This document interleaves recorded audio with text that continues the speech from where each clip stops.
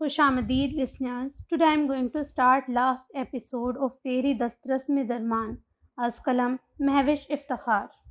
اپنے پیچھے گیسٹ روم کا دروازہ پوری طاقت سے بند کرتے ہوئے ذلت اور دکھ کے احساس سے جلتی عزیہ تیز قدموں سے کمرے کے وسط میں آ کھڑی ہوئی تھی، لیکن اگلے ہی لمحے وہ ایک بچے کی طرح بے اختیار پھوٹ پھوٹ کے رو پڑی تھی۔ دونوں ہاتھوں میں چہرہ چھپائے وہ شکستگی کی کیفیت میں دو زانوں زمین پر گر گئی تھی۔ کتنی بے مول تھی اس کی ذات، جس کا اس بھری دنیا میں کوئی بھی نہ تھا۔ اس کے سگے باپ نے اسے ایک ناگوار بوجھ سمجھ کے جھٹک دیا تھا، جبکہ اس کے سوتیلے باپ نے اسے کبھی قبول ہی نہیں کیا تھا۔ خلیل جہانگیر کی موجودگی نے اسے اپنی ماں کی بھرپور محبت سے محروم بھی کر دیا تھا۔ بے شمار دولت ہوتے ہوئے بھی ان کے پاس اس کے لیے کچھ بھی نہیں تھا، جب تک وہ نہ سمجھ تھی، ان کی بڑبڑاہٹ کے مفہوم سے نہ آشنا تھی، لیکن تب بھی ان کی آنکھوں اور چہرے سے ٹپکتی نفرت کا احساس اسے خائف کر دیتا تھا۔ انہیں اس کا اپنی چھوٹی بہنوں کے پاس آنا بھی گوارا نہ تھا۔ ان کے اس رویے نے اسے ان تینوں سے دور کر دیا تھا۔ وہ اس فیملی کا حصہ ہو کے بھی ان سب سے الگ ہو کے رہ گئی تھی۔ اس کی زندگی کا محور مرکز اس کی ماں کی ذات بن کے رہ گئی تھی، جن کی تھوڑی بہت محبت بھی اس کے ترسے ہوئے وجود کے لیے بہت تھی۔ رفتہ رفتہ اسے خلیل جہانگیر سے اپنا رشتہ خود ہی سمجھ میں آ گیا تھا، جس کے بعد اس کے اندر اپنے اصل باپ اور اپنی اصل فیملی کے متعلق سوالوں کا ایک ڈھیر لگ گیا تھا، جس کے نتیجے میں جو تلخ حقیقت اس کی ماں کے ذریعے اس کے علم میں آئی تھی، اس نے اس کا دل ٹکڑے ٹکڑے کر دیا تھا۔ اس کی ممی نے اسے بتایا تھا کہ اس کا باپ نجیب حسن ایک بہت اونچے خاندان سے تعلق رکھتا تھا، جبکہ خود ان کا تعلق نسبتاً کم دولت مند فیملی سے تھا۔ اسی لیے جب نجیب حسن نے ان سے پسند کی شادی کا فیصلہ کیا تو اس کے ددیال والوں نے ایک ہنگامہ کھڑا کر دیا، اور باوجود اس کے کہ اس کی ممی داؤد حسن کے دوست کی بیٹی تھیں، انہیں یہ رشتہ منظور نہیں تھا۔ لیکن نجیب کی ضد کے آگے ان کی فیملی کو ہار ماننی پڑی تھی، اور بالآخر وہ بہو بن کے حسن ولا میں آ گئی تھیں، مگر چونکہ ان لوگوں نے انہیں دل سے قبول نہ کیا تھا، اسی لیے ان کی نہ تو کوئی عزت تھی اور نہ ہی انہیں کوئی مقام دیا گیا تھا۔ ان کے گھر میں آتے ہی تمام ملازموں کو فارغ کر دیا گیا تھا، اور پھر ہر چیز کی ذمہ داری انہیں سونپ دی گئی تھی۔ نجیب حسن نے بھی اپنے ماں باپ اور گھر والوں کی ہر زیادتی پہ خاموشی اختیار کر لی تھی۔ دن ایک ایک کر کے گزرنے لگے تھے۔ اس کی ممی پریگننٹ ہو گئی تھی۔ اس دوران ان کا باپ اپنی رنگین فطرت کے ہاتھوں مجبور ہو کے اپنی پرانی سرگرمیوں کی جانب لوٹ چکا تھا۔ بازگاہ میں ان کی دلچسپی دن بدن کم ہوتی جا رہی تھی، حتیٰ کہ اس کی پیدائش نے بھی ان کے اندر کوئی تبدیلی پیدا نہیں کی تھی۔ اس کی ممی کے بقول اس کے باپ کو اول روز سے اس کے وجود سے کوئی دلچسپی نہ تھی۔ یہی حال باقی گھر والوں کا بھی تھا، جو کئی دن اس کا چہرہ تک نہیں دیکھتے تھے۔ ہاں، لیکن عزیہ کی ذات پہ اپنی اظہارداری قائم کرنے کے لیے انہوں نے اس کا رشتہ بازگاہ کی مرضی کے خلاف زوار حسن سے طے کر دیا تھا۔ پھر جب وہ 6-7 ماہ کی تھی، تب ایک دن وہ سب ایک فنکشن میں گئے ہوئے تھے۔ اس کی ممی اس کی وجہ سے جلدی گھر آ گئی تھی، اور تب انہوں نے اس کے باپ کو اپنے ہی کمرے میں ایک عورت کے ساتھ دیکھ لیا تھا۔ ان کے شور مچانے اور احتجاج کرنے پہ اس کے ظالم باپ نے انہیں کھڑے کھڑے طلاق دے دی تھی، اور جب یہ خبر اس کے باپ کے گھر والوں کو پتہ چلی، تب انہوں نے اس کی ماں کا ساتھ دینے کی بجائے اپنے بیٹے کی ہاں میں ہاں ملاتے ہوئے انہیں جھوٹا قرار دے کر عزیہ سمیت گھر سے نکال دیا تھا، اور پھر ایسے ہی ظالمانہ طریقے سے وہ اس کے پورے ننیحال کے ساتھ پیش آئے تھے، یہاں تک کہ انہوں نے عزیہ سے بھی مکمل طور پہ لا تعلقی اختیار کر لی تھی، تاکہ اسے جائیداد میں سے کچھ دینا نہ پڑے۔ عدت کے بعد اس کے نانا نے اس کی ممی کا رشتہ ان کے منع کرنے کے باوجود خلیل جہانگیر سے طے کر دیا تھا۔ وہ بھی اس شادی کے لیے اسی لیے راضی ہو گئی تھیں کہ خلیل عزیہ کو بھی اپنانے کے لیے تیار تھے۔ اس طرح ان کی دوسری شادی خلیل جہانگیر سے ہوئی تھی، اور وہ اسے لے کر جرمنی چلی آئی تھیں، جبکہ پیچھے کچھ عرصے بعد ہی اس کے باپ کا انتقال ہو گیا تھا۔ اس کہانی کے بعد عزیہ کا اپنے سگے باپ سے متعلق ہر سوال اپنی موت آپ مر گیا تھا، اور ان کے لیے اس کے اندر سوائے نفرت کے اور کچھ نہ بچا تھا۔ اپنے لالچی اور گھٹیا ددیال والوں کے لیے بھی اس کے دل میں کوئی جذبہ نہ تھا۔ اسے خلیل جہانگیر ایک بہت بہتر انسان لگے تھے، جنہوں نے اپنی ناگواری کے باوجود کم از کم ایک ماں کو اس کی اولاد سے جدا تو نہیں کیا تھا۔ اسے اب ان سے کوئی شکوہ نہ رہا تھا، وہ ان کے گھر میں رہتی تھی، یہی بہت تھا۔ مگر اپنی ہر محرومی پہ اس کے دل میں اپنے مرحوم باپ اور ان کے گھر والوں کے لیے اور نفرت بڑھتی جا رہی تھی۔ ہائی اسکول کے بعد اس نے اپنا خرچ اٹھانے کے لیے تعلیم کے ساتھ ساتھ چھوٹی موٹی نوکری بھی شروع کر دی تھی، اور اب کی بار اس کی ماں نے بھی اسے نہیں روکا تھا۔ وہ ان کی مجبوری سمجھتی تھی۔ اس دوہری مشقت کی ہر تکلیف بھی حسن ولا کے مکینوں کے نام لکھی گئی تھی۔ وہ جانتی تھی کہ اسے اپنے پیروں پہ کھڑے ہونے کے لیے بہترین تعلیم کی ضرورت تھی، اسی لیے اس نے اپنی پوری توجہ پڑھائی پہ مرکوز کر دی تھی۔ مگر عمر کے 24ویں سال جب وہ اپنا ماسٹرز کر رہی تھی، اسے ایک انڈین مسلم لڑکے سے محبت ہو گئی تھی اور بات شادی تک جا پہنچی تھی۔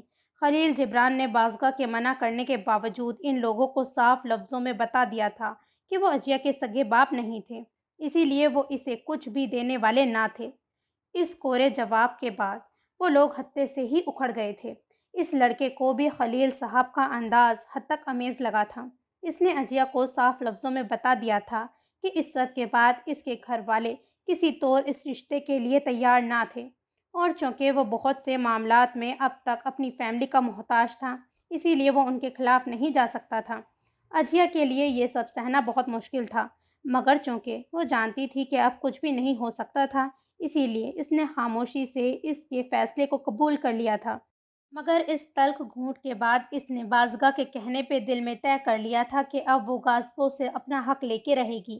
گو کہ وراثت میں اس کا حصہ نہیں بنتا تھا کہ نجیب حسن کا انتقال داؤد صاحب کی زندگی میں ہی ہو گیا تھا، لیکن بازگاہ کو یقین تھا کہ ابھی بھی ایسا بہت کچھ تھا جو نجیب کی کمائی سے تھا اور جس پہ عجیہ قانونی حق رکھتی تھی۔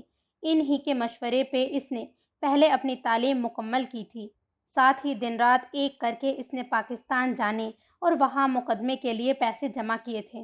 بازگاہ نے بھی اس سلسلے میں اس کی تھوڑی بہت مدد کی تھی کہ خلیل جہانگیر اپنی پائی پائی کا حساب رکھنا خوب جانتے تھے۔ 1.5 سال کی تگ دو کے بعد وہ پاکستان آئی تھی اور یہاں پہنچ کے اس نے منیر صاحب کے مشورے سے بہترین وکیل کیا تھا۔ اسی دوران منیر ماموں کا بیٹا دانش بہت تیزی سے اس کے قریب آیا تھا۔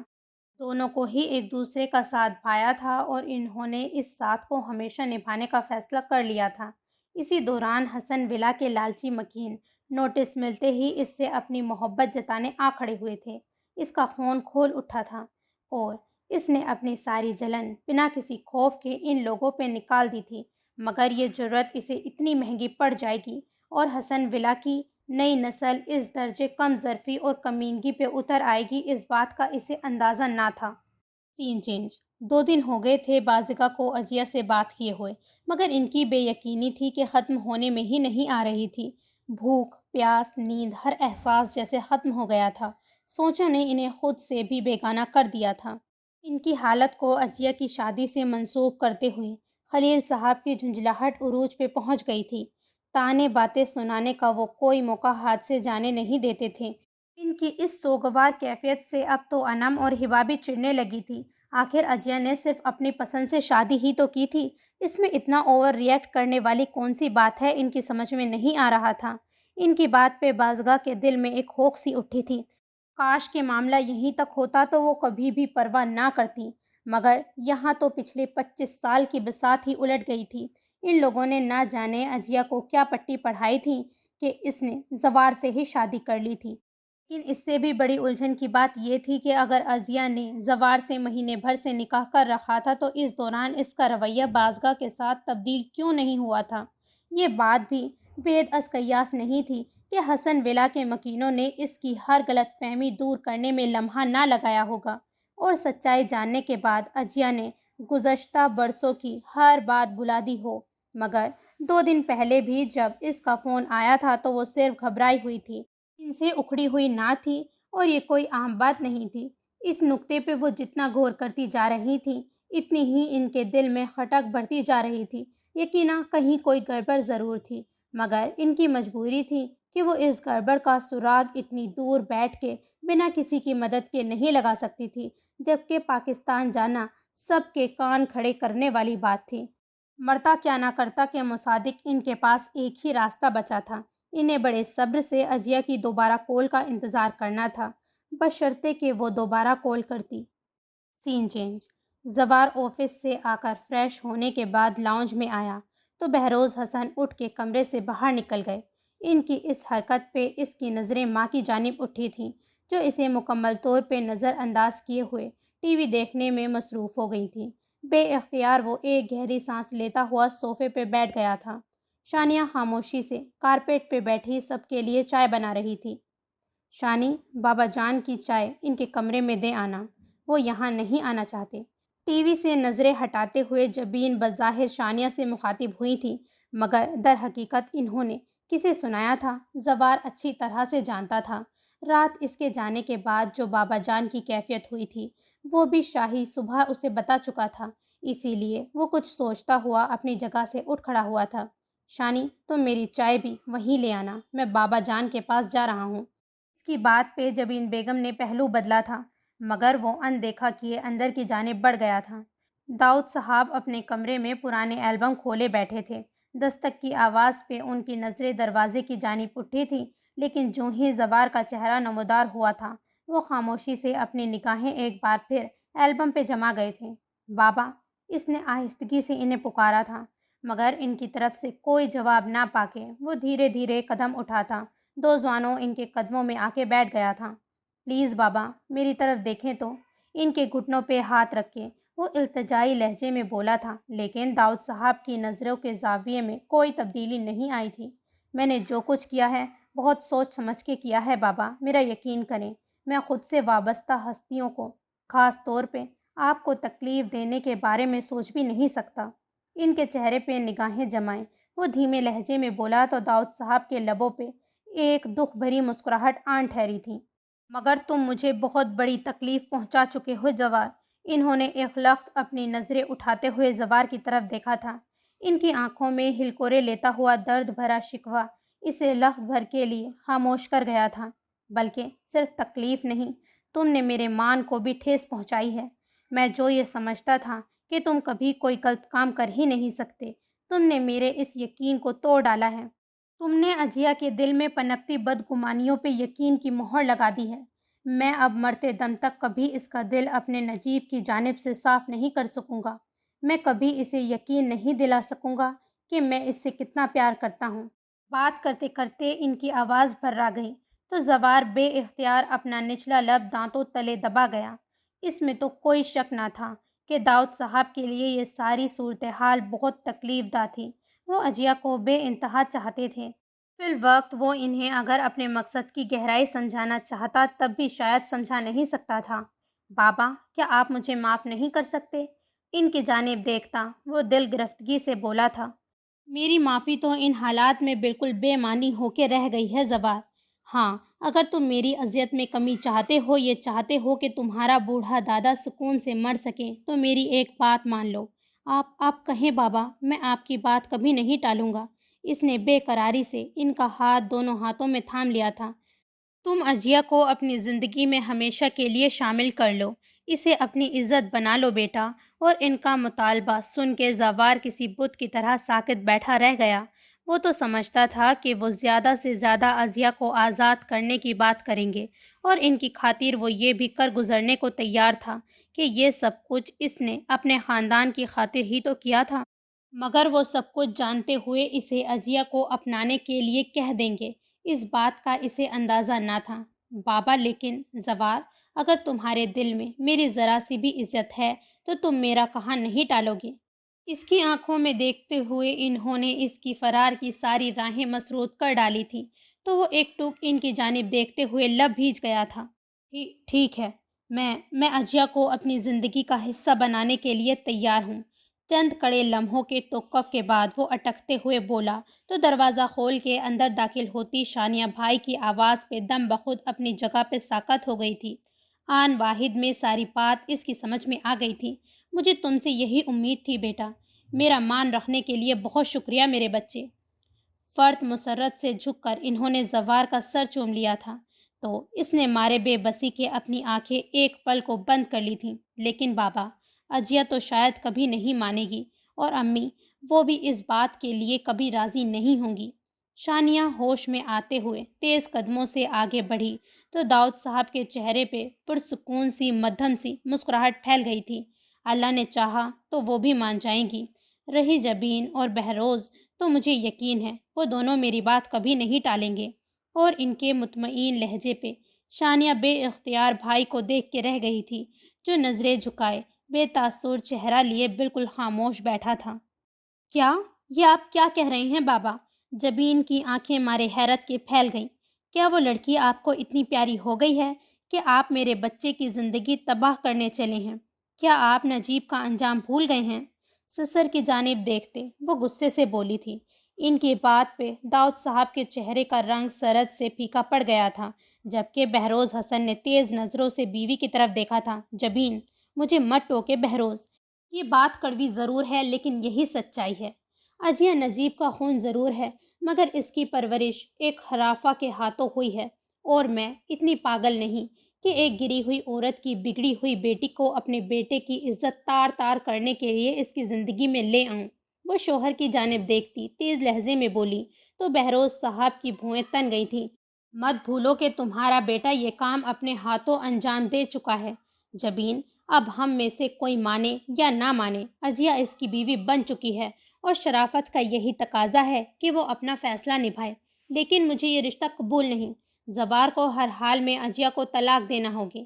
وہ بنا کسی جھجک کے اٹل لہجے میں بولی تو داؤد حسن کا دل جیسے کسی نے مٹھی میں لے کر مسل ڈالا تھا۔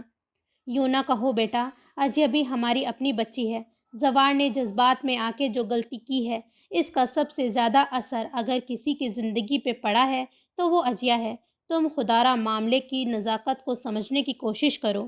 ایک غلطی زوار نے کی ہے، دوسری غلطی تم مت کرو۔ انہوں نے التجائی لہجے میں کہتے ہوئے بیٹے اور بہو کی جانب دیکھا تھا۔ تم لوگوں نے آج تک مجھے جو مان اور عزت دی ہے وہ بے مثال ہے۔ میں خوش نصیب ہوں کہ اللہ نے اس دور میں بھی مجھے اتنی سعادت مند اولاد اور جان چھڑکنے والے پوتے پوتیاں دی ہیں۔ لیکن آج میں تم دونوں سے درخواست کرتا ہوں کہ اجیا کو اپنا لو۔ اپنے بوڑھے بابا کی اس آخری گزارش کو سن لو بیٹا۔ شاید اللہ تعالیٰ نے اس بچی کے اس گھر میں آنے کی یوں ہی سبیل بنا رکھی تھی۔ اس کے کھولے گئے راستے کو اپنے ہاتھوں سے بند نہ کرو۔ دیکھو، میں تم دونوں کے آگے ہاتھ۔ انہوں نے بات کرتے ہوئے ایک لخت اپنے ہاتھ جوڑ دیے تو بہروز حسن نے تڑپ کے ان کے ہاتھ تھام لیے تھے۔ خدا کا واسطہ ہے بابا، کیوں مجھے گناہگار کرتے ہیں؟ ٹھیک ہے، آپ کا فیصلہ مجھے منظور ہے۔ اجیا ہماری بہو ہے اور رہے گی، وہ مضبوط لہجے میں بولے تو آنکھوں میں نمی لیے بے یقینی سے داؤد صاحب دھیرے سے مسکرا دیے، جبکہ جبین نے اپنے لب سختی سے بھینچ لیے تھے۔ ان کی کیفیت سمجھتے ہوئے بہروز صاحب نے نرمی سے ان کی جانب دیکھا تھا۔ جبین، تم جانتی ہو نا کہ بابا نے ہن سے زندگی میں پہلی بار کچھ مانگا ہے، اور مجھ میں اپنے باپ کو خالی ہاتھ لوٹانے کا حوصلہ نہیں۔ مجھے یقین ہے کہ تم ہمیشہ کی طرح میرا ساتھ ضرور دو گی۔ اور ان کے اس درجہ مان پہ جبین بیگم کا ہر انکار ان کے اندر ہی دم توڑ گیا تھا۔ مارے بے بسی کے وہ ایک لخت پھوٹ پھوٹ کے رو پڑی تھیں۔ ان کے آنسو ان کی پشپائی کا اعلان تھے۔ بے اختیار داؤد حسن کا ہاتھ ان کے سر پہ آ ٹھہرا تھا، اور ان کے دل نے گہرائی سے اپنے بچوں کی دائمی خوشیوں کی دعا مانگی تھی۔ سین چینج، میں مر جاؤں گی مگر اس کمینے اور ذلیل انسان کے ساتھ کبھی زندگی نہیں گزاروں گی۔ اور آپ لوگ ہوتے کون ہیں میرے لیے فیصلہ لینے والے؟ غصے سے وہ اپنے کمرے میں کھڑی عالیہ اور مہناز کی جانب دیکھتے ہوئے بولی تھی۔ تمیز سے بات کرو احسان فراموش لڑکی، بجائے اس کے کہ تم ہماری اور ہمارے بچے کی شکر گزار ہو کہ ہم اپنے بابا جان کے کہنے پر ہی صحیح لیکن تمہاری زندگی برباد ہونے سے بچا رہے ہیں، اور تم ہو کہ ہمیں ہی آنکھیں دکھا رہی ہو۔ ارے آج اگر ہم تمہیں ہاتھ پکڑ کے اس گھر سے باہر نکال دیں تو کبھی سوچا ہے تم نے کہ تم کہاں کھڑی ہوگی اور کیا بگاڑ لوگی ہمارا؟ ہماری شرافت اور اچھائی کو ہماری کمزوری مت سمجھو اجیا، کیونکہ ہمیں تمہاری ضرورت نہیں بلکہ تمہیں ہماری ضرورت ہے۔ اس کے چہرے پر نگاہیں جمائے عالیہ نے غصے سے بولا تھا۔ اچھی طرح جانتی ہوں کہ کس کو کس کی ضرورت ہے۔ یہ نیکی، یہ خدا خوفی سب ایک چال ہے اپنی دولت بچانے کی، مجھے محکوم بنانے کی، مگر میں آپ کی اس گھٹیا چال میں نہیں آؤں گی۔ ان کی آنکھوں میں دیکھتی وہ شعلے برساتے لہجے میں بولی تو عالیہ کے لبوں پہ ایک استحائزہ مسکراہٹ در آئی تھی۔ سچ کہا ہے کسی نے، ساون کے اندھے کو ہرا ہرا نظر آتا ہے۔ جیسی تم ماں بیٹی خود ہو ویسا ہی تمہیں باقی لوگ بھی نظر آتے ہیں، جھوٹے اور مکار، خواہشات کے مارے ہوئے۔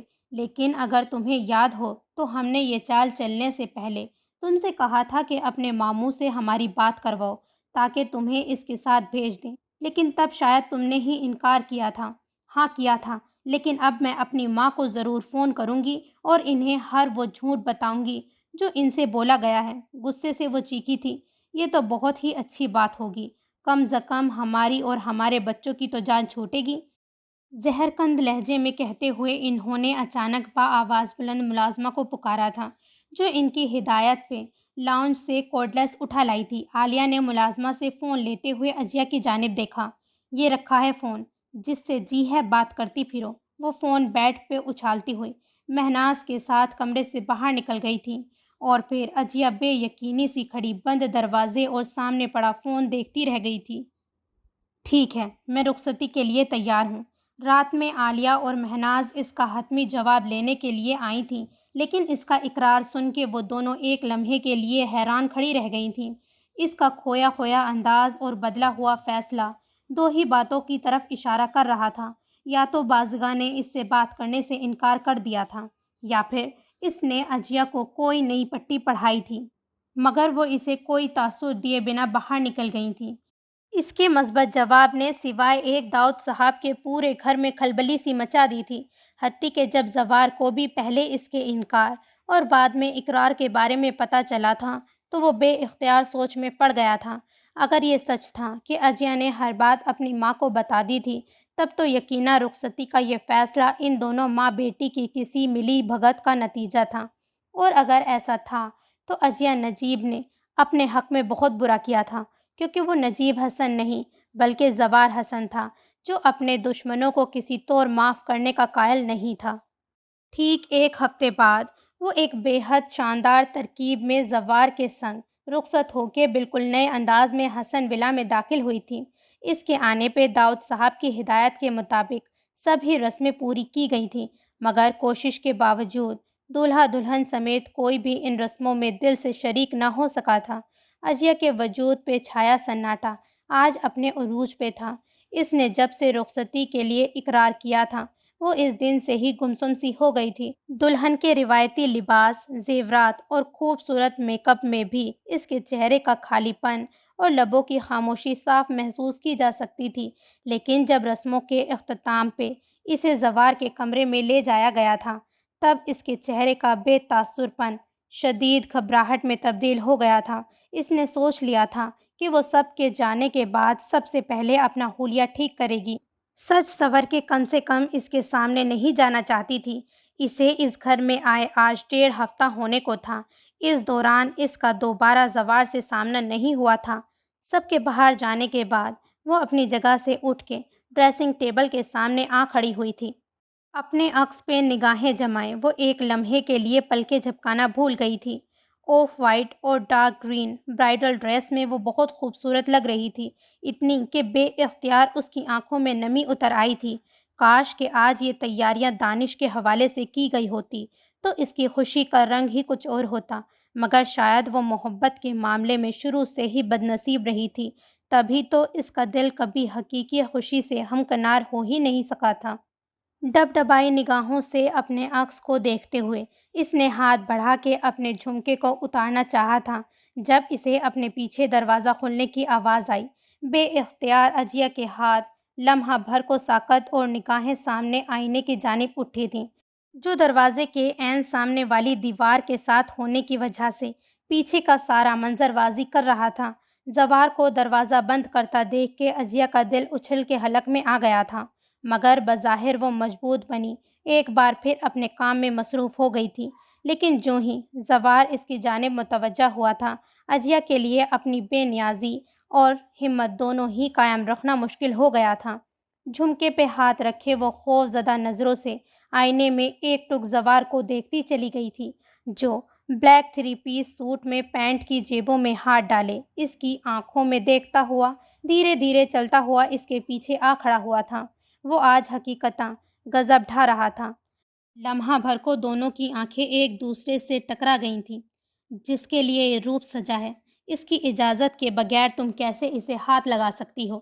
اس کی آنکھوں میں تکتا وہ ایک لخت سرد لہجے میں بولا تھا تو عزیہ کے چہرے پہ پھیلا ہوا خوف مزید گہرا ہو گیا تھا۔ اسی آشنا میں زوار نے اپنے دونوں ہاتھ اس کے شانوں پہ رکھتے ہوئے اسے ایک جھٹکے سے اپنے قریب کیا تو اجیا کے لیے اپنی وحشت پہ قابو پانا مشکل ہو گیا۔ چھوڑو، چھوڑو مجھے، اس کے ہاتھ جھٹکتے ہوئے وہ تڑپ کے اس سے دور ہٹنے کی کوشش میں سامنے ڈریسنگ ٹیبل سے ٹکرائی تھی۔ اس کے ٹکرانے سے کتنی ہی چیزیں نیچے گر گئی تھیں، مگر وہ کسی بات کی پرواہ کیے بغیر خود کو سنبھالتی تیزی سے اس کی جانب گھومی تھی، جو اس سارے منظر کو بنا کسی حیرت کے مضبوط ہوتی نظروں سے دیکھ رہا تھا۔ جیا کے پلٹنے پہ اس کی خود اڑاتی نگاہیں اس کے متحوش آنکھوں سے آ ٹکرائی تھیں۔ خاصا عجیب رد عمل نہیں ہے تمہارا؟ ویسے اس رخصتی کے لیے تم نے ہی حامی بھری تھی نا؟ یا پھر وہ قصداں بات ادھوری چھوڑتے ہوئے دھیرے سے مسکرایا تھا۔ کیا مطلب ہے تمہارا؟ اس نے سہمی ہوئی نگاہوں سے زوار کی طرف دیکھا تھا۔ مطلب یہ ڈیئر کہ کہیں ممی کے کہنے پہ تو تم نے یہ قدم نہیں اٹھایا؟ وہ گہری نگاہوں سے اس کے چہرے کا جائزہ لیتے ہوئے بولا تو اجیا کا دل تیزی سے ڈوب کے ابھرا تھا۔ جو زہر تم میری زندگی میں گھول چکے ہو، اس کے بعد تمہیں لگتا ہے کہ انہوں نے مجھ سے بات کی ہوگی؟ اس کی جانب دیکھتی وہ تلخ لہجے میں بولی تو زوار کے لبوں پہ ایک طنزیہ مسکراہٹ آ کے غائب ہوئی تھی۔ فی الحال تو میں کچھ نہیں کہہ سکتا، لیکن تمہارا سوال میں نے ذہن نشین کر لیا ہے اور اب تم بھی میری ایک بات دماغ میں بیٹھا لو۔ بات کرتے کرتے وہ ایک لغز قدم بڑھا کے اس کے سر پہ آ کھڑا ہوا تھا تو اجیا نے گھبرا کے پیچھے ہٹنا چاہا، مگر زوار نے اس کا بازو بے رحمی سے جکڑتے ہوئے اسے اپنی جانب کھینچ لیا تھا اور اجیا کسی بے جان گڑیا کی طرح اس کے سینے سے جا ٹکرائی تھی۔ مجھے نجیب حسن سمجھنے کی غلطی مت کرنا، کیونکہ جس دن مجھے یہ پتہ چلا کہ تم نے اس معاملے میں مجھ سے کوئی چال چلی ہے، اس دن میں تمہیں طلاق نہیں دوں گا، بلکہ اس دن میں تمہیں تمہاری اصلی اوقات یاد دلا دوں گا۔ میرے گھر والوں کے جذبات اور میری عزت کے ساتھ کبھی بھول کر بھی کھیلنے کی غلطی مت کرنا اجیا نجیب حسن، کیونکہ اگر میں اپنے باپ دادا کی عزت کی خاطر تمہیں عزت بنا سکتا ہوں تو سوچ لو کہ میں اپنی عزت کی خاطر کس حد تک جا سکتا ہوں۔ اس کی خوف زدہ آنکھوں میں تکتا وہ انتہائی سرد و بے لچک لہجے میں بولا تو اجیا کی ریڑھ کی ہڈی میں سنسناہٹ سی دوڑ گئی۔ تم اس کمرے میں صرف بابا جان کی خواہش پہ لائی گئی ہو، اسی لیے کوئی خوش فہمی پالنے کی ضرورت نہیں۔ تمہاری اتنی اوقات نہیں ہے کہ زوار حسن تمہیں منہ لگائے، سمجھی؟ اس کے وجود کو کسی حقیر شہ کی طرح جھٹکتا وہ ڈریسنگ روم میں جا گھسا تھا، جبکہ پیچھے کھڑی اجیا کو لگا تھا جیسے کسی نے اس کی عزت نفس کی دھجیاں بکھیر کے اس کی ذات کو دو کوڑی کا کر دیا ہو۔ کیا اب اس کی زندگی کا آنے والا ہر لمحہ اتنی ہی تذلیل اور حقارت کی نظر ہونے والا تھا؟ کرب سے سوچتے ہوئے وہ بے اختیار اپنا چہرہ دونوں ہاتھوں میں چھپائے پھوٹ پھوٹ کے رو پڑی تھی۔ سین چینج۔ انم حلق کے بل چلاتے ہوئے وہ تیر کی طرح سے نیچے پہنچی تھی۔ جھپٹ کر انہوں نے ایک ہاتھ سے اس سے وہ تھیلی چھینی تھی اور دوسرے ہاتھ سے اس کے چہرے پہ تھپڑ رسید کرنے والی تھی کہ اس نے اپنی جگہ سے اٹھتے ہوئے ان کا ہاتھ مضبوطی سے پکڑ لیا تھا۔ اپنی حد میں رہیں اور ادھر دیں یہ پیکٹ۔ سرخ آنکھوں سے انہیں گھورتے ہوئے وہ انتہائی غصے سے بولی تو بازگاہ کا خون کھول اٹھا۔ تمیز سے بات کرو، دیتی ہے کہ نہیں؟ اس کی بات نظر انداز کیے اس نے ان کی کلائی مروڑی تو بازگاہ کی چیخ نکل گئی تھی۔ وہ اس وقت ہوش میں نہیں تھی۔ اس کی وحشت ناک گرفت اور چہرے سے ٹپکتے اشتعال نے بازگاہ کو خوف زدہ کر دیا تھا۔ انہوں نے تکلیف کے عالم میں اپنا ہاتھ اس کے سامنے کر دیا۔ انم نے سرد سے پیکٹ ان کے ہاتھ سے جھپٹ لیا تھا۔ دوبارہ میرے معاملات میں ٹانگ اڑانے کی ضرورت نہیں۔ تنبیہ انداز میں انگلی اٹھاتے ہوئے وہ ایک جھٹکے سے انہیں اپنے سامنے سے ہٹاتی سیڑھیاں چڑھ گئی تھی۔ بازگاہ لڑکھڑاتی ہوئی دیوار سے جا ٹکرائی تھی۔ ان کی بے یقین آنکھیں اوپر جاتی ہوئی انم کی جانب اٹھی تھیں، جو آخری سیڑھی پہ پہنچ کر ان کی طرف پلٹی تھی۔ اور بابا کو بھی بتانے کی ضرورت نہیں، ورنہ میں یہ گھر چھوڑنے میں منٹ نہیں لگاؤں گی۔ ہلکے ہلکے ڈولتے ہوئے وہ رکھائی سے اپنی بات مکمل کرتی ہوئی لڑکھڑاتے قدموں سے پلٹ کے آگے بڑھ گئی تھی اور پیچھے ہک دک کھڑی بازگاہ وہیں سیڑھی پر بیٹھ گئی تھی۔ انہوں نے بلا خلیل جہانگیر کو کیا بتانا تھا؟ وہ تو خود ساری زندگی ایسے ہی الٹے سیدھے شوق میں پھنسے رہے تھے، لیکن ابھی کا منظر ان کی آنکھوں کے سامنے سے نہیں ہٹ رہا تھا۔ ارد گرد سے بے نیاز وہ جب ہتھیلی پہ کوئی چیز رکھے تھوڑی تھوڑی دیر بعد اسے ناک کے قریب لے جا کے سونگھ رہی تھی۔ سین چینج۔ ساری رات آنسو بہانے کے بعد اجیا کی آنکھ لگے ابھی کچھ ہی دیر ہوئی تھی جب تیز روشنی نے اسے آنکھیں کھولنے پہ مجبور کر دیا تھا۔ سر اٹھاتے ہوئے اس نے کمرے میں مندی مندی آنکھوں سے اپنے ارد گرد دیکھا اور زوار کو جائے نماز پہ کھڑا دیکھ کے اس کا نہ صرف خون جل کے رہ گیا تھا بلکہ آنکھیں بھی پٹ سے کھل گئی تھیں۔ تنفر سے ہنکارا بھرتے ہوئے اس نے غصے سے کروٹ بدلی تھی مگر کھلن اتنی شدید تھی کہ اس کی ساری نیند اڑ چکی تھی۔ جل کر سیدھی ہوتے ہوئے اس نے آنکھوں پر بازو رکھ لیا تھا۔ تھوڑی دیر بعد اسے کھٹ پٹ سنائی دی تھی تو وہ سمجھ گئی تھی کہ زوار نماز پڑھ چکا ہے۔ منافقوں کی نماز قبول نہیں ہوتی۔ آنکھوں پہ سے بازو ہٹائے بغیر وہ تلخ لہجے میں بولی تو زوار جو ڈریسنگ روم کی طرف بڑھ رہا تھا اپنی جگہ پر رک گیا۔ اس کی نظر صوفے پہ لیٹی اجیا کی جانب اٹھی تھی جو کب بیدار ہوئی تھی اسے پتہ نہیں چلا تھا۔ قبول کرنا نہ کرنا اللہ کا کام ہے، ہاں لیکن بے نمازیوں سے تو پھر بھی بہتر ہوں۔ اس کے طنز پہ اجیا نے ایک جھٹکے سے بازو ہٹاتے ہوئے زوار کی طرف دیکھا تھا جو ایک طنزیہ مسکراہٹ اس کی جانب اچھالتا ہوا ڈریسنگ روم میں غائب ہو گیا تھا۔ بڑا آیا نمازی، اللہ ایسے مکار اور ظالم لوگوں پہ لعنت بھی نہیں بھیجتا۔ کلس کر بڑبڑاتے ہوئے اس نے کمبل کھینچ کر سر تک تان لیا تھا۔ زوار چینج کر کے ٹریک سوٹ میں باہر آیا تو نظر بے اختیار ایک بار پھر صوفے کی طرف اٹھی تھی۔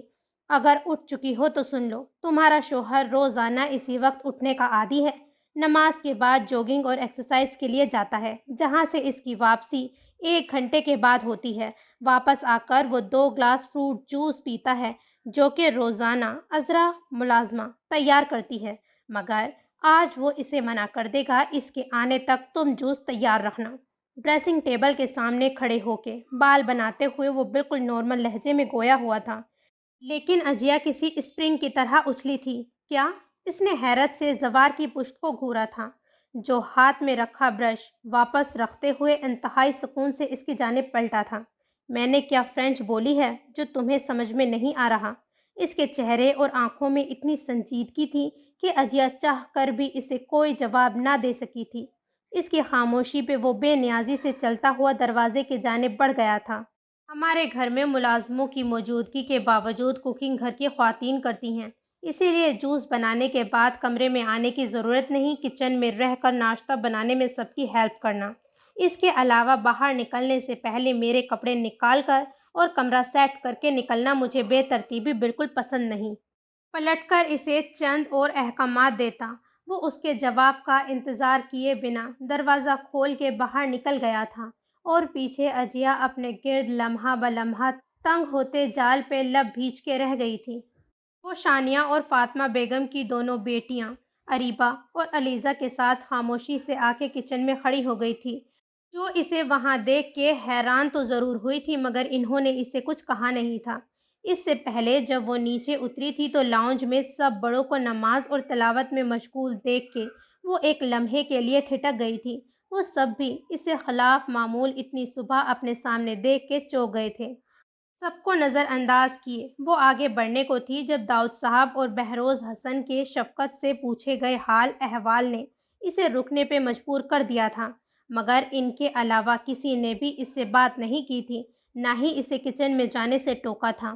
وہ بھی خاموشی سے عذرا سے مطلوبہ چیزوں کی جگہ پوچھتے ہوئے زوار کے لیے جوس بنانے میں مصروف ہو گئی جو ٹھیک 1 گھنٹہ بعد سب کے درمیان موجود تھا۔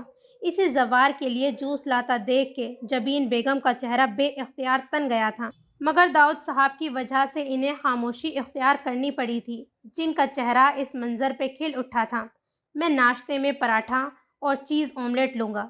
اس کے پلٹنے سے پہلے وہ اپنی سابقہ بے نیازی سے بولا تو اس نئی افتاد پہ اجیا اپنا غصہ بھول بھال کے اسے دیکھ کے رہ گئی تھی۔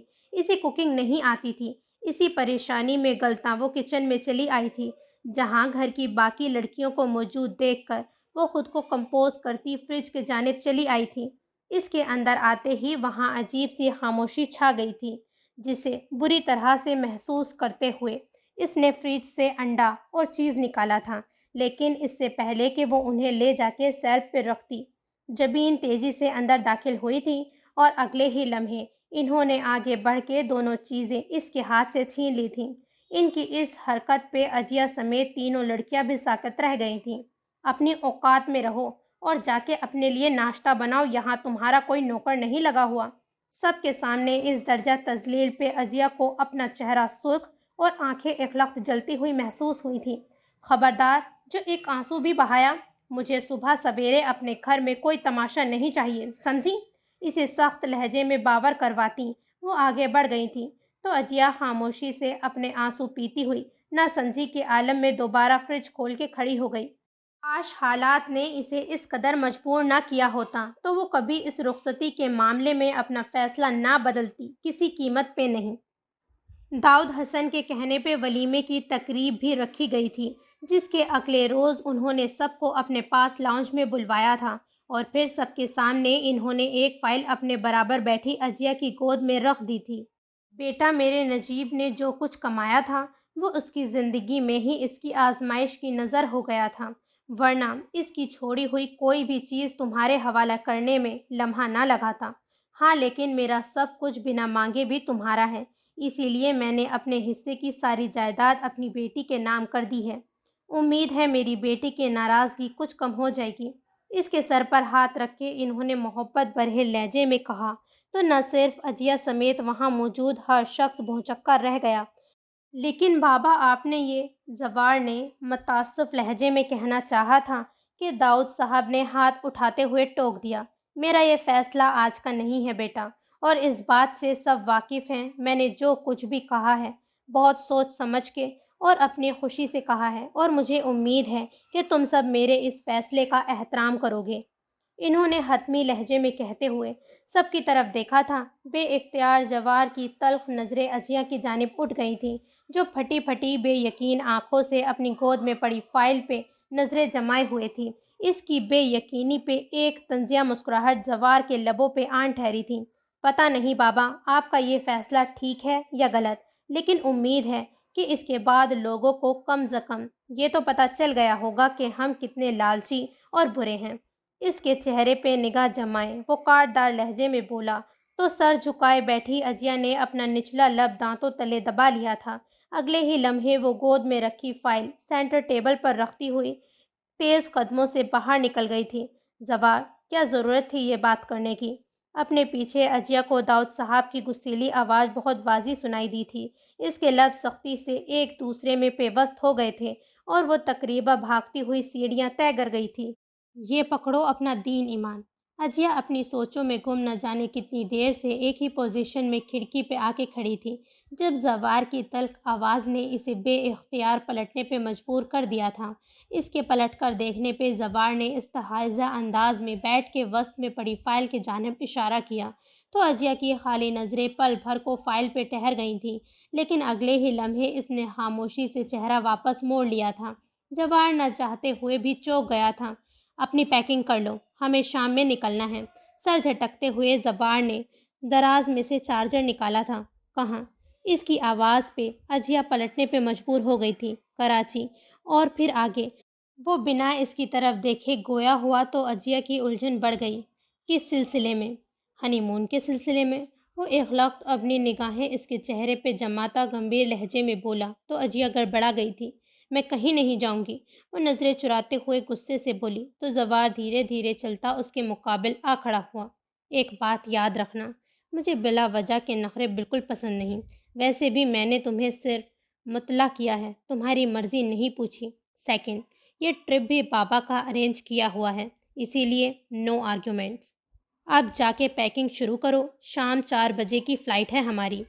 اس کے چہرے کو تکتا وہ قطعی لہجے میں بولا تھا تو عجیہ جو پہلے ہی خاصی الجھی ہوئی تھی اور پریشان تھی، اس زور زبردستی پہ جھنجھلا کے رہ گئی تھی۔ تبھی اسے کچھ یاد آیا تھا اور اس کا دل دھک سے رہ گیا تھا۔ آج تو 19 تاریخ تھی۔ اب کیا کروں؟ اس نے پریشانی سے اپنا لب کاٹتے ہوئے سوچا تھا۔ کیا ہوا؟ اس کے چہرے کے اتار چڑھاؤ نے زوار کو ایک بار پھر چونکا دیا تھا، مگر عجیہ سرعت سے خود کو سنبھالتی ہوئی اس کے سامنے سے ہٹ گئی۔ کچھ نہیں۔ اس کے جواب پہ زوار کی گھورتی ہوئی نگاہیں عجیہ کی پشت پہ جا ٹھہری تھیں۔ کچھ تو گڑبڑ تھی، کہاں؟ اس بات کا فی الحال اسے اندازہ نہیں تھا، مگر اسے یقین تھا کہ جلد یا بدیر اس نے اس الجھن کا سرا بھی پا ہی لینا تھا۔ کراچی پہنچ کے وہ ٹیکسی کے ذریعے سیدھا ہوٹل پہنچے تھے جہاں داؤد صاحب نے ان کے لیے پہلے سے ارینجمنٹ کروا رکھا تھا۔ اپنا خوبصورت کمرہ دیکھ کے دونوں کے ہی اعصاب پہ خوشگوار تاثر پڑا تھا۔ فریش ہونے کے بعد زوار نے روم سروس سے کہہ کر کافی اور سینڈوچ منگوائے تھے کیونکہ جہاز میں اجیا نے کچھ نہیں لیا تھا، مگر جب وہ ان پر نظر ڈالے بغیر خاموشی سے صوفے پہ جا کے لیٹ گئی تو زوار اسے ٹوکے بنا نہ رہ سکا۔ کس بات کا غم منا رہی ہو؟ اپنی بربادی کا۔ وہ اس کی طرف دیکھے بنا چیخ کر بولی تو جوار کے لبوں پہ استحاضیہ مسکراہٹ آن ٹھہری تھی۔ اچھا، حالانہ کہ تم تو دن بدن خاصی آباد ہوتی جا رہی ہو۔ اس کے طنز پہ اجیا ایک جھٹکے سے اٹھ بیٹھی۔ اگر تم یہ سمجھ رہے ہو کہ مجھے دولت اور جائیداد کی ہوس ہے تو یہ بہت بڑی بھول ہے تمہاری۔ مجھے اپنے حق سے زیادہ کی نہ کبھی تمنا تھی اور نہ ہے۔ محبت کے یہ جھوٹے مظاہرے میرے دل تم لوگوں کی طرف مائل نہیں کر سکتے۔ اس کی طرف دیکھتی وہ تلخ لہجے میں بولی، ہمیں معلوم ہے اجیا، تم ان لوگوں میں سے ہو جنہیں اگر اپنا خون بھی پلا دیا جائے نا تب بھی وہ آپ کے نہیں بنتے۔ اسی لیے بے فکر رہو، ہم نے ایسی کوئی خوش فہمی نہیں پالی۔ اس کی آنکھوں میں آنکھیں ڈالے وہ طنزیہ انداز میں مسکرایا تو اجیا کے پیروں سے لگی اور سر پہ جا کے بجھی۔ میں جیسی بھی ہوں، کم از کم سب کے سامنے ہوں۔ تمہاری طرح پیٹھ پیچھے پلاننگ کر کے دوسروں کی زندگی برباد کرنا مجھے نہیں آتا۔ تم نے بالکل ہی ٹھیک کہا ہے۔ جہاں سے میری عقل ختم ہوتی ہے وہاں سے تمہاری مکاری شروع ہوتی ہے۔ میں تو آج تک یہی نہیں سمجھ سکی کہ تم نے اس نقلی نکاح نامے پہ میرے سائن کیسے حاصل کیے تھے۔ اس کی بات پہ زوار کی مسکراہٹ گہری ہو گئی۔ Very simple. تمہیں وہ وکالت نامہ یاد ہے جو تم نے رحمان صدیقی کو اپنا وکیل مقرر کرتے ہوئے سائن کیا تھا؟ اس نے اجیا کی طرف دیکھتے ہوئے استفسار کیا تو اس نے سر میں کانگی انداز میں اثبات میں ہلایا تھا۔ بس، میں نے اس کے اسسٹنٹ کو پیسے دے کر اس وکالت نامے کی ایک فوٹو کاپی کرائی تھی اور پھر اس فوٹو کاپی کو ایک پروفیشنل بندے کے حوالے کر دیا تھا جس نے تمہارے سائن بڑی آسانی اور مہارت سے اس نقلی نکاح نامے پہ کاپی کر دیے تھے۔ اس کی بے یقین آنکھوں میں دیکھتا وہ سکون سے بولا اور اجیا اس درجہ ہوشیاری پہ پلکیں تک جھپکانا بھول گئی۔ اتنا بڑا فراڈ، اور وہ بھی صرف اسی لیے کہ میں نے تمہارے بڑوں کو ان کی اصلیت دکھائی تھی۔ حیرت کے سمندر میں غوطہ زن وہ زہر خند لہجے میں بولی تو زوار کے چہرے کے تاثر خطرناک حد تک سنجیدہ ہو گئے۔ زبان سنبھال کے بات کرو۔ ان کی اصلیت کیا ہے؟ اگر وقت نے کبھی ظاہر کر دی تو شاید تم خود سے بھی نگاہیں ملانے کے قابل نہیں رہو گی۔ ہاں، ایسے ہی تو فرشتے ہیں نا۔ کتنے بے ضمیر ہو تم، سب کچھ جانتے بوجھتے ہوئے بھی مجھے آنے والے وقت سے ڈرا رہے ہوں۔ اس کی آنکھوں میں دیکھتی وہ مارے غصے کے چلا اٹھی، آواز نیچے رکھو اجیا۔ زوار نے دھیمے لیکن سرد لہجے میں اسے وارن کیا تھا مگر اس پہ تو جیسے جنون سوار ہو گیا تھا۔ نہیں رکھوں گی، کیا کر لو گے ہاں؟ وہ ایک لخت اپنی جگہ سے اٹھتے ہوئے اس کے مقابل آ کھڑی ہوئی تو اس درجہ بدتمیزی پہ زوار کا ضبط جواب دے گیا تھا۔ بے اختیار اس کا ہاتھ اٹھا تھا اور ایک نہیں بلکہ 2 بار اجیا کے چہرے پہ پڑا تھا۔ وہ کسی بے جان گڑیا کی طرح دور جا گری تھی۔ دوبارہ اگر تم نے اس لہجے میں مجھ سے بات کرنے کی بھی کوشش کی تو یاد رکھنا اجیا نجیب، مجھ سے برا کوئی نہیں ہوگا۔ اس کے سسکتے وجود پہ کڑی نظر جمائے وہ انتہائی غصے کے عالم میں اپنی بات مکمل کرتا کمرے سے باہر نکل گیا اور پیچھے اجیا دونوں گھٹنوں میں پیشانی ٹکائے پھوٹ پھوٹ کے روتی چلی گئی تھی۔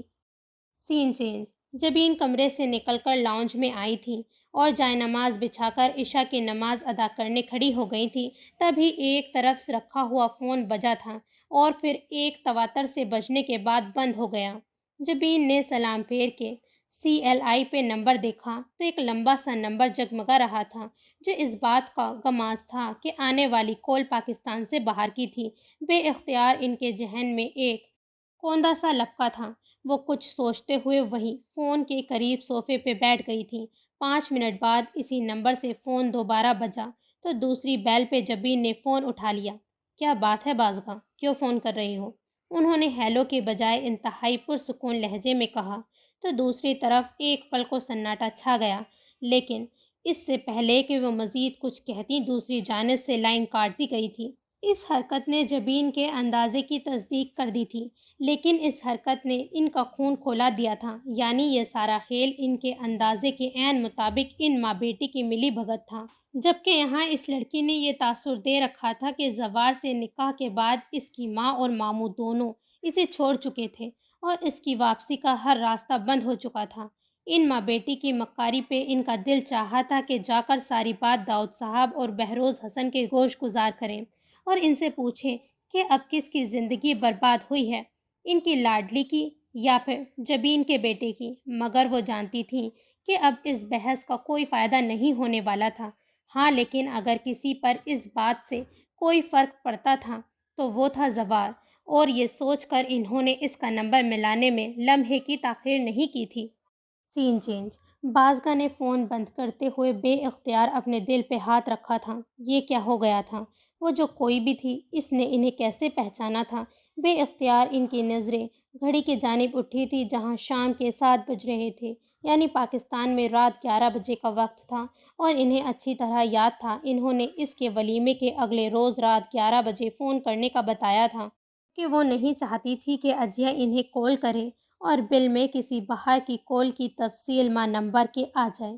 انہوں نے اسے سمجھایا تھا کہ وہ 19 تاریخ کو مقررہ وقت پہ کارڈ لیس اپنے پاس رکھے تاکہ جب وہ فون کرے تو کال وہی ریسیو کرے، مگر وہ ایسا کیوں نہ کر سکی تھی، اور فون کس نے اٹھا لیا تھا، اور نہ صرف اٹھایا تھا بلکہ انہیں پہچان بھی لیا تھا۔ وہ سمجھنے سے قاصر تھیں، مگر اس بات نے انہیں خاصا پریشان کر دیا تھا۔ ان کا اتنی مشکلوں سے بننے والا کھیل کہیں بگڑ نہ جائے، انہیں شدید ٹینشن نے آن گھیرا تھا۔ اسی شش و پنج میں مبتلا وہ مسلسل کمرے میں چکر لگا رہی تھی جب فون کی اچانک بیل پہ ان کا دل تیزی سے ڈوب کے ابھرا تھا۔ وہ متفکر سی آگے بڑھی، نچلا لب دانتوں تلے دبائے انہوں نے ڈرتے ڈرتے فون اٹھا کر کان سے لگایا تھا، لیکن دوسری جانب جب جرمن زبان میں ان کا پتہ دہرایا گیا تب انہوں نے سکون کا سانس لیتے ہوئے کال کرنے والے کو اسبات میں جواب دیا تھا، لیکن اس کے بعد انہیں جو کچھ بتایا گیا تھا اس نے بازگاہ کے پیروں تلے سے زمین نکال دی تھی۔ وہ بے اختیار اپنے ہونٹوں پہ ہاتھ رکھے قریب پڑے کاؤچ پہ گر گئی تھیں۔ سین چینج۔ عجیہ نہ جانے کتنی دیر تک اور کس کس بات پہ روتی رہی تھی، اور جب دل کا بہت سا بوجھ آنکھوں کے راستے بہہ گیا تھا تو وہ نڈھال سی دیوار کے ساتھ ٹیک لگا کے بیٹھ گئی تھی۔ او میرے خدا، کیا کروں میں؟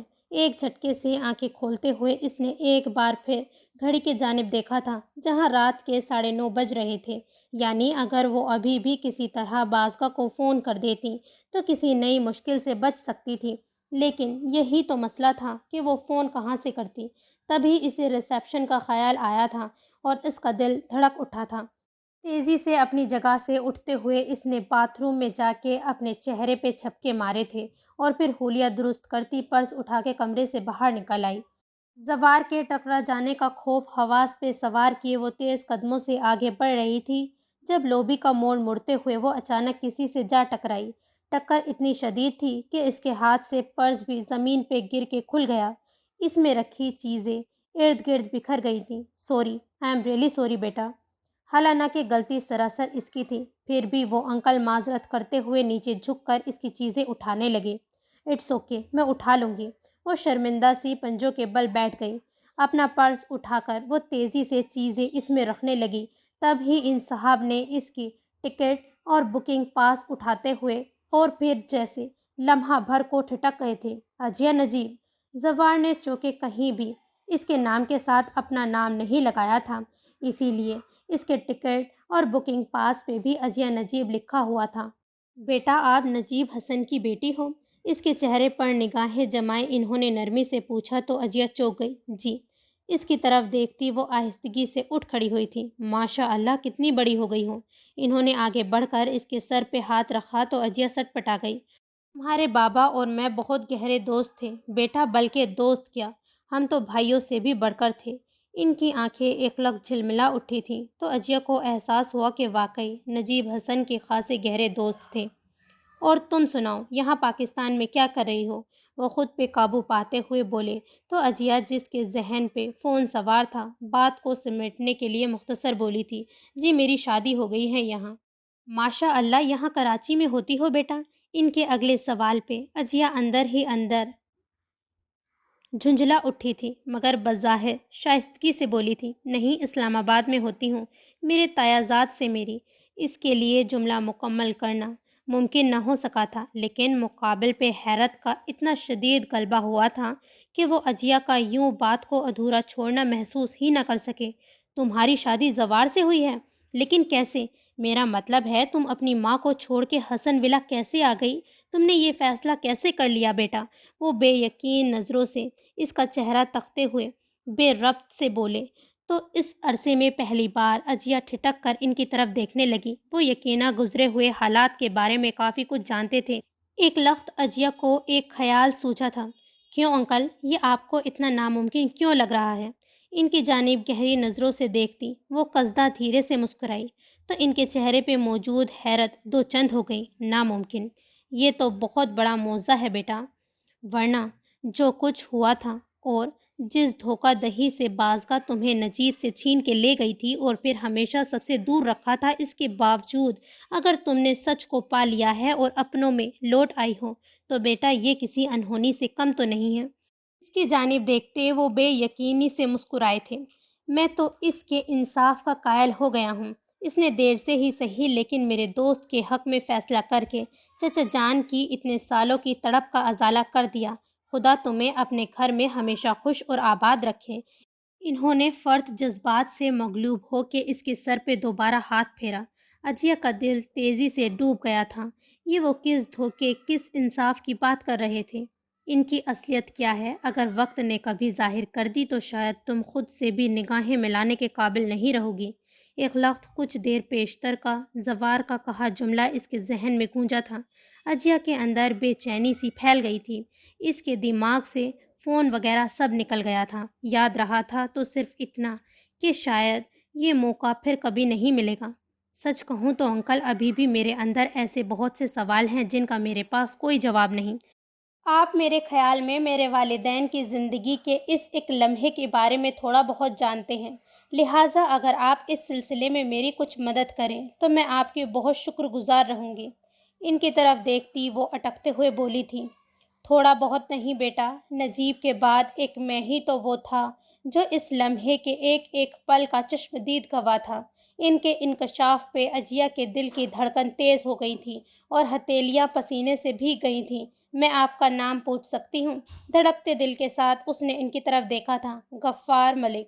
آؤ ہم کہیں بیٹھ کر بات کرتے ہیں۔ سین چینج۔ بازگاہ دیوانہ وار گاڑی دوڑاتے ہوئے اسپتال پہنچی تھی، لیکن آگے سب کچھ ختم ہو گیا تھا۔ ان کی بیٹی نشے کی حالت میں اپنے بوائے فرینڈ کے ہمراہ ریش ڈرائیونگ کرتے ہوئے اپنی جان گنوا بیٹھی تھی۔ اس کربناک اطلاع نے ان کا دماغ معاف کر دیا تھا۔ وہ ہبا کو خود سے لگائے پھوٹ پھوٹ کے روتی چلی گئی تھیں۔ سین چینج۔ سچائی تھی یا کوئی قیامت جس نے عجیہ کے وجود سے اس کی روح ہی کھینچ لی تھی؟ کوئی عورت ہر روپ میں سراپائے فریب کیسے ہو سکتی ہے؟ اسے یقین نہیں آ رہا تھا۔ کون تھا وہ آدمی؟ اس نے سرسراتے لہجے میں سوال کیا تھا۔ خلیل جہانگیر۔ اور عجیہ نے مارے اذیت کے سختی سے آنکھیں بند کر لی تھیں۔ ہاں، خلیل جہانگیر ہی وہ شخص تھا جو اس کی پھپھو کا سابقہ منگیتر اور اس کے باپ کا مجرم تھا، اور یہ احساس کہ وہ اپنے باپ کے گنہگار کو پاپا کہہ کے پکارتی تھی، اس کا دیا کھاتی اور پہنتی رہی تھی، اسے اپنے مجرم باپ پر ترجیح دے رہی تھی۔ عجیہ کو خود سے گھن کھانے پہ مجبور کر گیا تھا، لیکن اپنی ماں، اسے محور مرکز کے لیے تو اس کے اندر کوئی احساس بھی نہیں بچا تھا۔ اسے اس کی کل کائنات نے دھوکہ دے دیا تھا۔ اس بھیانک انکشاف نے حقیقتاً اس کے وجود کو ختم کر ڈالا تھا۔ اسے اب سمجھ میں آیا تھا کہ کیسے اس کی ماں نے اس کی عزت کی پرواہ کیے بنا اسے چند دن پیشتر رخصتی کا مشورہ دے دیا تھا، اور وہ ان کی بات سن کے ہکا بکا رہ گئی تھی۔ لیکن چونکہ انہوں نے صاف کہہ دیا تھا کہ اگر وہ اپنی سچائی ان پہ ثابت کرنا چاہتی ہے اور اسے ان کی معافی کے ساتھ ساتھ مدد بھی درکار ہے، تو وہ حسن ولا کے مکینوں سے اپنی بے عزتی کا بدلہ لے کے لوٹے گی اور ان کے درمیان رہ کر بازگاہ کے کہے پر چل کر انہیں ان کی ہر چیز سے محروم کر دے گی۔ ان کے اس مطالبے نے اسے ساکت کر دیا تھا۔ کسی کو دھوکہ دینا اس کی شرست میں شامل نہیں تھا، مگر انہوں نے اس کی ایک نہیں سنی تھی۔ نہ ہی اس بات کو اہمیت دی تھی کہ رخصتی کے بعد زوار اس پر ہر طرح کا حق جتا سکتا تھا۔ ان کا کہنا تھا کہ دنیا کی نظر میں وہ ایک شادی شدہ لڑکی کی حیثیت اختیار کر چکی ہے، اسی لیے اگر رخصتی کے بعد وہ بحیثیت شوہر اس پہ کوئی حق جتاتا بھی ہے تو یہ کوئی اتنی بڑی بات نہیں ہوگی۔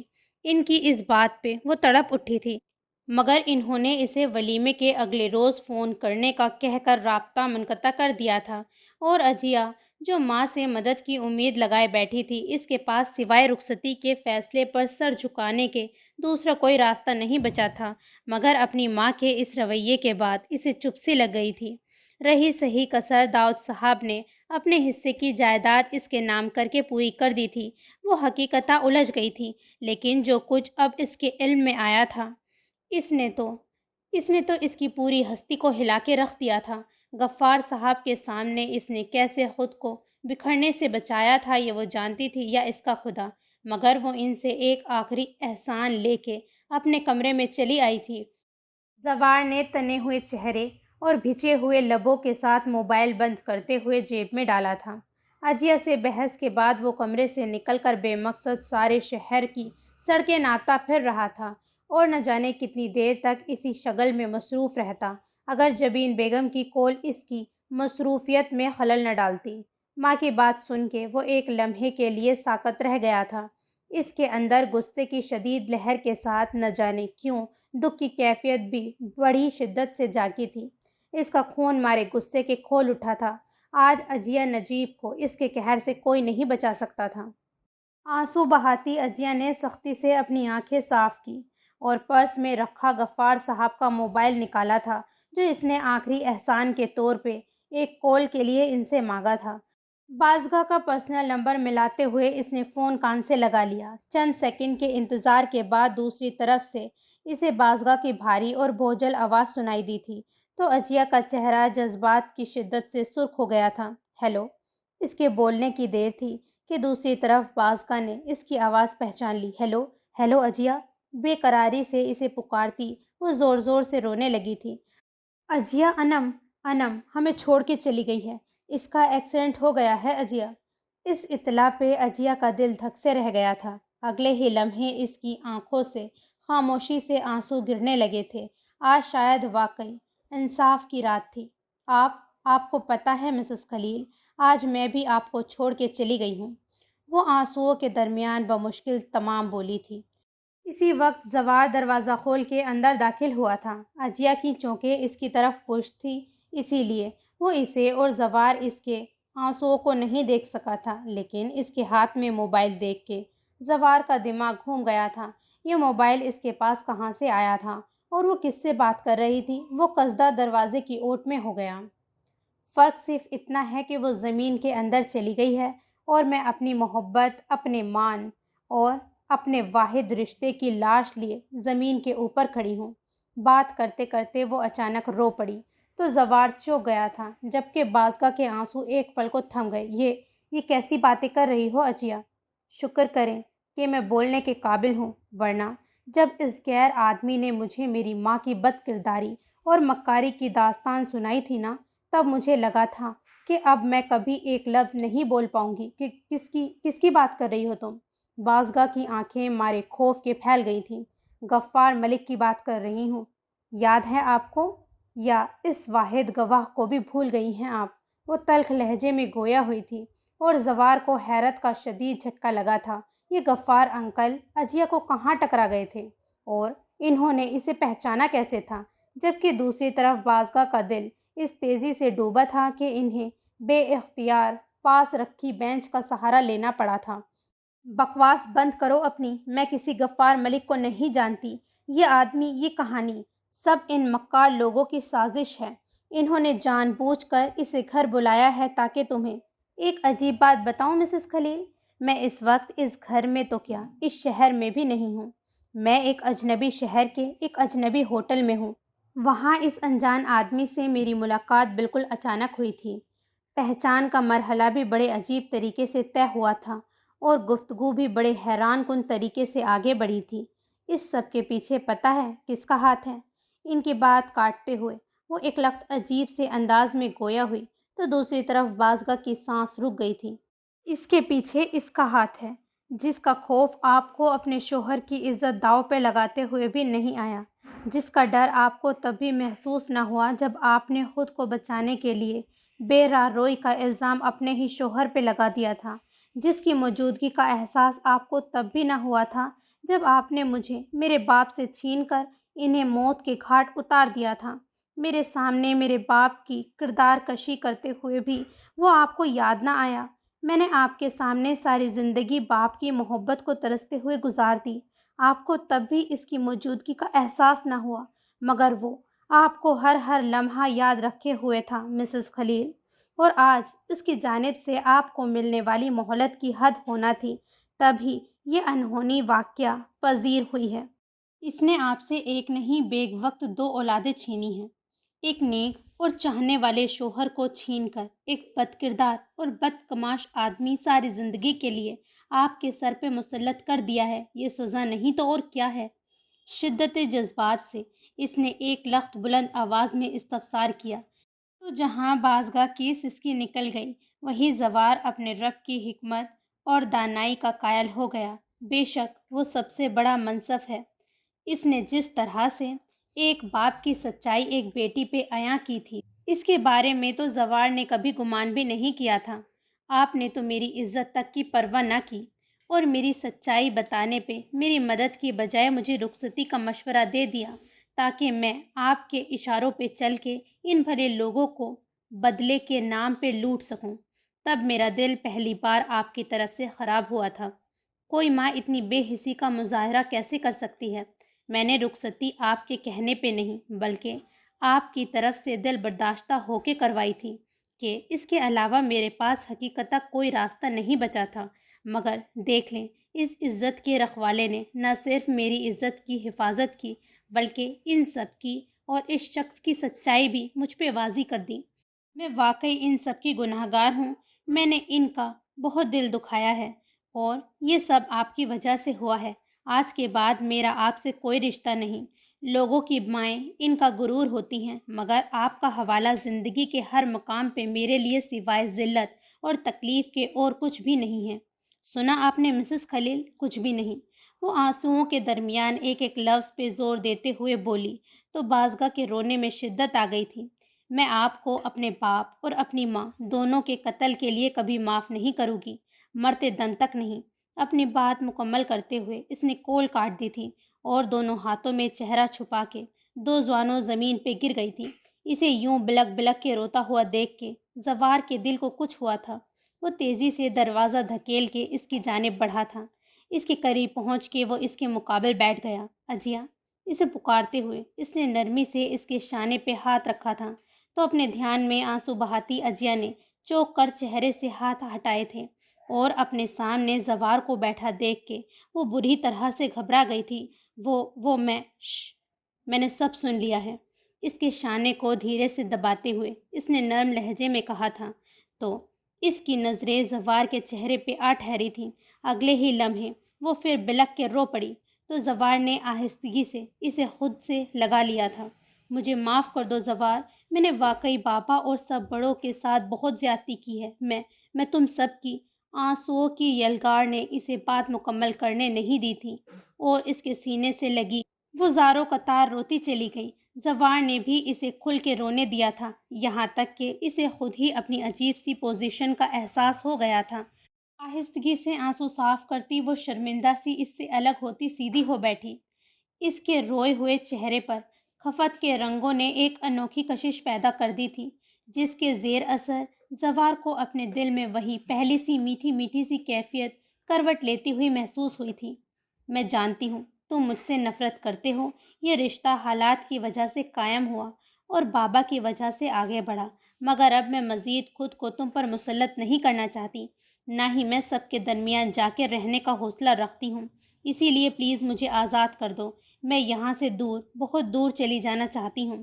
نظریں جھکائے وہ بھرائے ہوئے لہجے میں بولی، تو زوار کے لبوں پہ ایک پھیکی سی مسکراہٹ آن ٹھہری تھی۔